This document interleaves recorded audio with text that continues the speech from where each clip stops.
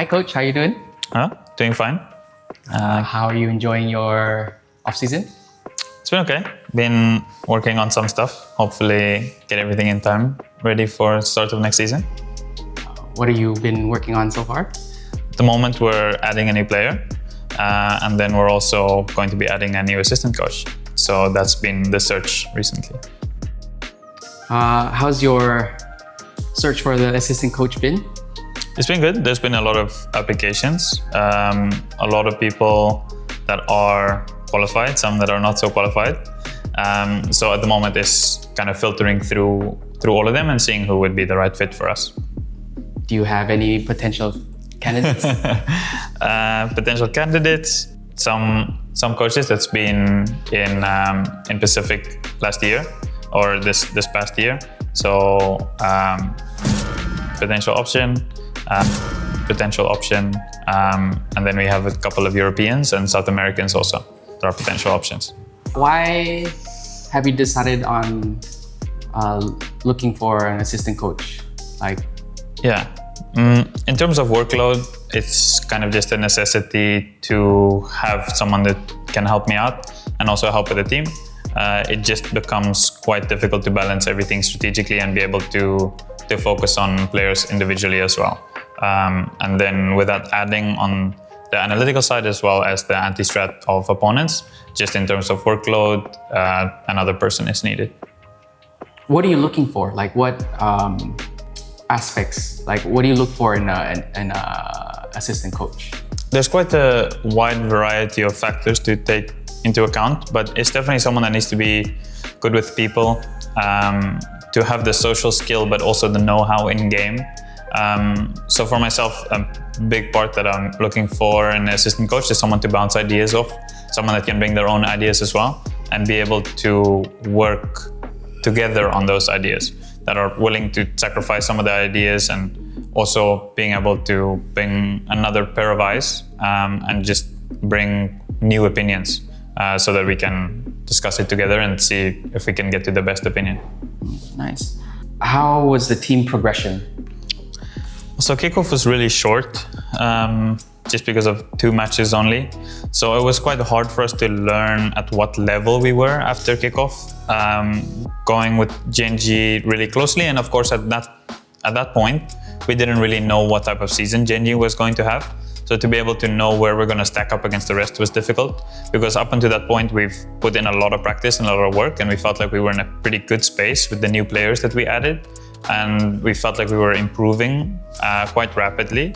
So then, unfortunately, only having the 2 series and both being against the same opponent, it made it a little bit hard, as I said, to kind of gauge where we're going to fall amongst the packs once we start with stage 1 or stage 2. Are we at a point that we need to drastically improve something? Is it something that we're missing? Or are we in a decent spot in terms of how we're improving? And then going into stage 1, we definitely had some good weeks. We started off well, and then that gave us some good confidence in terms of that, okay, this group that we have, the new signings that we made in Jemkin and Estrella were having good impact, and they were kind of filling the roles that we needed from them. So that was a big positive for us, because of course, there's always a question mark if you're bringing in new players, even though as much trials as you want to do, as much background that you want to check, there's always that question mark to see. Practice can go well, but let's see how this team's going to perform once it's match day and when it really needs to perform. So that was a good sign for us. Estrella, we felt like at that point could still improve his gameplay or his tournament performance. That's something that he himself identified as well, because we saw a lot better than that in practice leading up to stage 1 and during stage 1. So that's something that we focused on going into stage 2. Jemkin was pretty consistent throughout. Felt like he was a pretty natural fit for us. And then as the stage 2 went on, we had some slip-ups, and we identified some potential problems that we might have down the line. And then we had an opportunity that came around that we wouldn't necessarily would have happened mid-season, but the opportunity came around to sign Monyet, and we were already transitioning at the time. Before that, we were transitioning towards the end of stage 2. We were transitioning our IGL to Australia in stage 1, leading up to stage 2. So the natural replacement then for Monyet to come in was to come in and Australia to take the main IGL role, and that means that that Flipsitter didn't have a spot on the team anymore. In terms of our roles, it also made a lot of sense to bring him in as a smoker with Xfera going over to the Sentinel. We had a really big discussion in terms of roles after kickoff, and then that's the roles that you saw implemented in stage 1, and we extended that and made it more secure into stage 2 with the addition of Monyet. And then with Monyet, it was a pretty easy click, just because him coming into a predominantly Indonesian team, I think the transition was pretty straightforward. We felt like we got better instantly. The only thing that needed more work was, or more time, was Australia on the IGL. He was just getting better as the practice weeks were going on, and we identified that, okay, there's a lot of potential here, we just need more time and need more practice hours. So we tried to put in as much practice hours as possible leading up to stage 2. And then for stage 2, felt like we played pretty decent. I feel like we could have done a little bit better.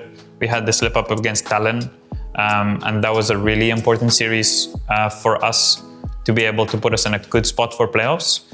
We still managed to reach playoffs, but similarly to stage 1, where our record wasn't bad, we ended with a 3-2, but we had that loss versus GE where we had Australia out sick, which was a very difficult result for us to stomach, really. We had to reality check a little bit because that series we kind of got stomped. We were barely in the server. So I think there was some really important conversations that we had around that time, and we identified what we need to do if we're really serious about making this team the best it could be. And that's also partly why you saw some change to stage 2. And then going into playoffs, we felt good. And then we found out, okay, we're playing Genji again, which we had some confidence going into that match just because the last time we played them, we beat them at the end of stage 1, which was a really good note, a positive note for us to end on. The stage 1, that's the first match that Australia was full IGLing as well, even though there was still a lot of second calling with Flipsitter. Just it gave us really good confidence going into facing Genji again. Then unfortunately, with it being single elimination, it proved a bit of a hurdle too far for us. In the end, Genji played really well. We made a lot of changes in our compositions, and unfortunately, there's a lot of stuff that we didn't get to show that we worked and put a lot of time into. So that part is a little bit disappointing for sure. We felt like we should have done better in that series, but there was also a part of where Genji kind of unlocked that gear that they've been hitting at the right time during the season, and just a really difficult opponent all around. So we would have loved to have faced someone a little bit different this time, but also there's something to take out of it as well. Where of the most successful teams this year, Genji is amongst them, and unfortunately the result at Champions is not the best, going out in groups, but before that they've been the best team in the world, and we're the team that I believe maybe potentially Sentinels, we're probably the team that played them the most. So being able to play against the best team in the world so frequently and on stage, there's definitely a lot to learn from there as well, and having most of our matches be pretty close, and having won series as well, I definitely think playing against good competition helps us improve as well. And there's a lot every time to learn from as well. The only thing, or one of the things I do regret, is that this last series versus Genji, I felt like there was so much that we could learn from that series. I think it would have been a really good VOD review learning from our mistakes, especially the Haven against Genji. But unfortunately, we had no series after that. So there was no VOD review really for us, and we didn't really get time to build on those mistakes and improve for the next series, with it being single elimination. Yeah. So, going back to what you said about, between stage 1 to stage 2, we had to make that difficult decision. Could you take us through that? Like, how difficult do you think it was making that decision to drop someone of Flip, caliber? Because changing an IGL mid-season, like, very, very difficult and very risky at that time. Yeah. Well, Flip Zidane, we've always been, since he joined the team, we've been really close. So that part is the worst part of my job. It's the part that I like the least, is cutting players, and it usually also means cutting friends. So that part is a very difficult decision, and it's a decision that we usually take together, and we take responsibility for it together as well. It's not just one side saying, I want this player out. It's a team decision. So yeah, cutting your IGL, of course, is a pretty risky move, but we felt like we kind of had to gamble the hand a little bit. We were gambling the hand a little bit already when we were starting to transition Estrella to the IGL role towards the end of stage 1. So then cutting Flip was definitely difficult, because there was times in the last year and a half that he was with the team where, even in scrim or in matches, especially last year, where I would think to myself, like, if Flip was not on this team would be all over the place right now. Because he's someone that loud voice we really needed, where we had a bunch of guys that were a little bit lower on confidence last year and a little bit more quiet. Then he was that guy that never really lacked confidence, and kind of just was that guy that could really kind of rally them. Yeah. So hearing your, the team's progression, like, what do you think are some of the key factors that can help the team make us a top team? What are we missing? So one of the things we kind of identified this year is, many times when we were kind of seen as an underdog, it was a little bit easier for us to play. I feel like on the individual side, they felt like there was a little bit less pressure.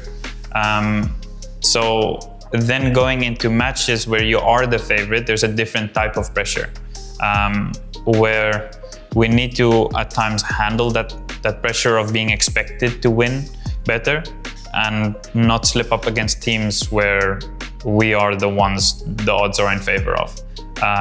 So that's something on the individual side that we need to be able to perform consistently. As an individual, you cannot only be good if we have 10 matches, in 6 or 7 out of them, you need to try and be good every single match. And there's always going to be some series where you potentially don't perform, and that's where you rely on your teammates.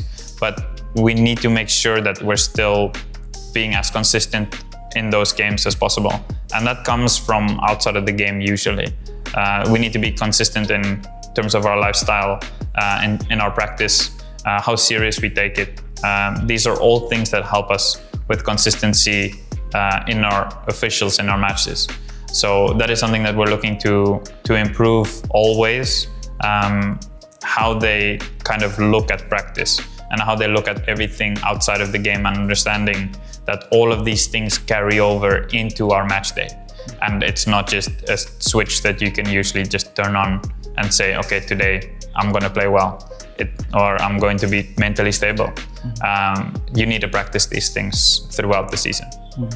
So what were some of the biggest hurdles that, you know that from a player's perspective, like, this is what we need to do throughout the season, but how about yourself as a coach?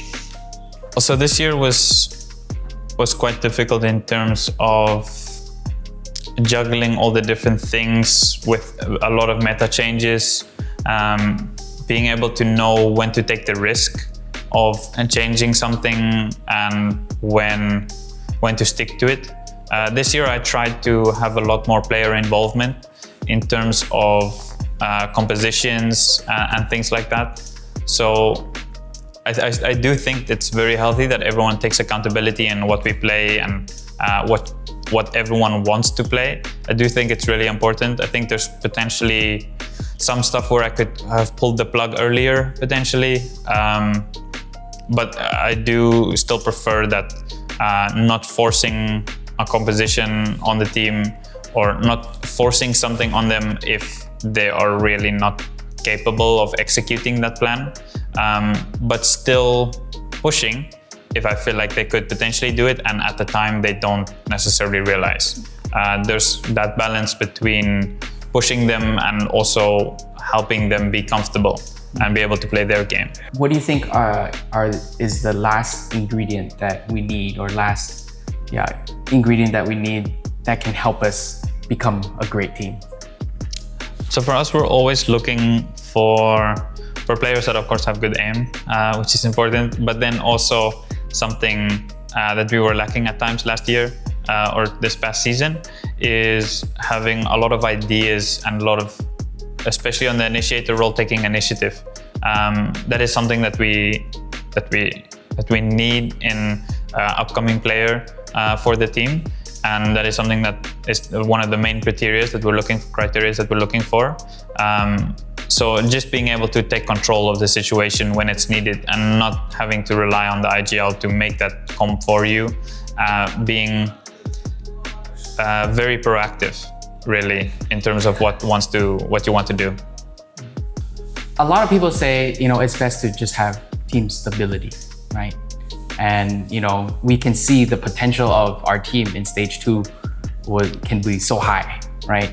So why should we make another change? And then we're gonna have to start, kind of like reintegrating and kind of maybe it could be taking a step back. Do you feel like that could be a possibility, and would that be a risk? Well, how we see this, we're always looking to be able to improve, whether that be in the server with our practice times, but then in terms of the roster, that's true as well. So it comes down to the opinions of players in terms of what they're comfortable with and what they feel like they need more of. So that kind of led also to a decision that was made for us to be able to go step up another level, where we needed a little bit more of that initiative, just to make the job of everyone on the team easier. So that's something that even with roster stability, there's always a ceiling that can kind of get reached, and we're still not at the point where we feel like the roster was the best it could ever be. There's many successful teams that, for example, probably the best example is Fnatic, how they've moved out one player, added in one player over the last couple of years and did that throughout their whole tenure with Fnatic, that roster that was initially Summon FC, where potential weak spots get identified and it gets addressed before it becomes your downfall, really. And that's kind of how we look at it as well, looking at potential problems that we might have down the line and addressing those problems before it means that we lost. People say, oh, Estrella cannot speak English, What do you think about that? And what steps do you think he's taken to become a better IGL? Yeah, well, for him, yeah, I see the comments about, he can't even speak English. Of course, when it's comms videos and stuff like that, a lot of times you won't hear his comms because his comms are kind of sensitive. So it's something also maybe in an interview, you see his English and it's not that great. But rest assured, we are not trolling, and he's on a level where all the players respect his calls, and his English is something that has been improving a lot this whole year. His English was already at the level in game that it was good enough for us to play to a higher level than what the team was last year at the start of the year, and since then he's made so much improvement. Having his English lessons, and just trying to improve for the team. And the English that had to improve was not really the in-game as much. The in-game was always pretty easy and could be to a level where everyone could understand, and it could be pretty fast.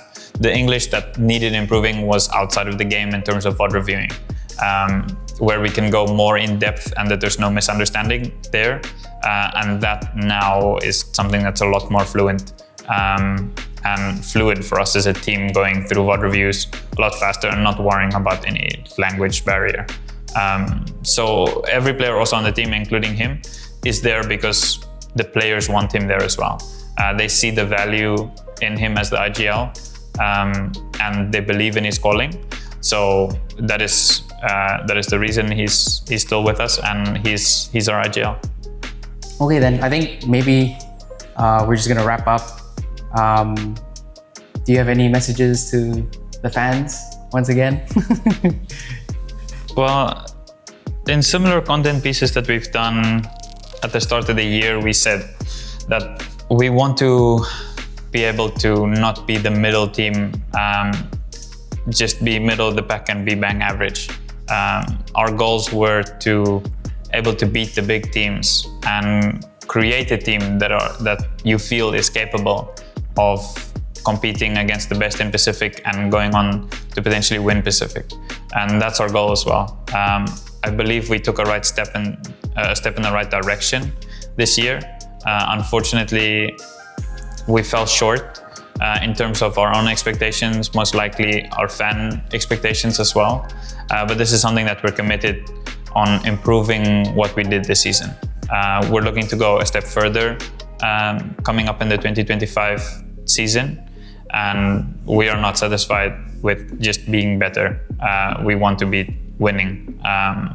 So that's something that we're putting a lot of time and effort into, making a team that is capable of doing it and then executing it with that team, working as hard as we can and preparing in the best ways possible for each opponent.